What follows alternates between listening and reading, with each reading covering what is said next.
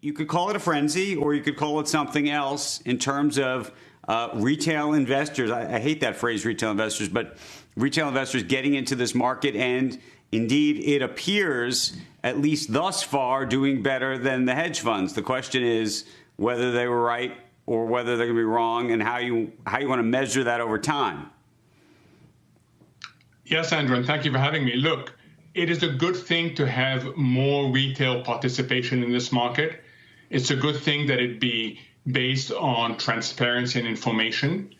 And what the retail sector got absolutely right is the rotation trade. They were ahead of everybody else.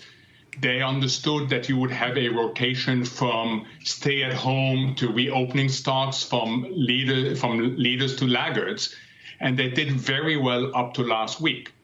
The two big question marks, first is the volatility that introduces. And if you look at Hertz, up 37% on Friday, indicated down 23% today.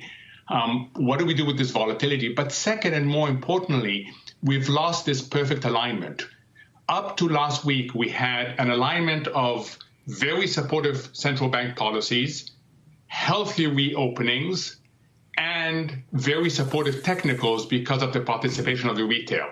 Central banks, we haven't lost. The healthy reopening, more question marks. So there's going to be a lot of focus on the technicals. And that, in my view, is what's going to determine where this market goes in the next week or two. So, Mohamed, the thing that I can't figure out is, and the thing I worry about, and as you know, I'm a professional worrier, is I don't want the retail investor who's just gotten into the market to get killed in all of this. And I worry about that because there are a lot of professionals. I'm not claiming the professionals always know more than anybody else in this environment, but there's also a lot of work that goes into this. And when you see the Warren Buffetts decide to get out of airlines, you can decide that was a terrible trade, perhaps in the moment. Maybe that'll be the right trade in the long term. We don't know. But these are the types of questions that I think we have to ask ourselves, and I'm curious what you think that's going to mean longer term.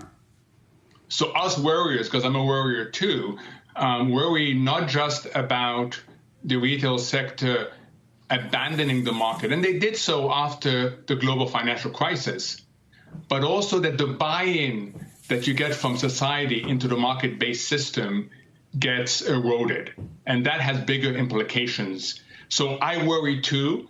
The way to answer that is to provide as much information as possible, to provide as much transparency as possible, so that people understand what sorts of mistakes are possible. But yeah, you're right to worry. But the problem is there's no easy way to turn this off.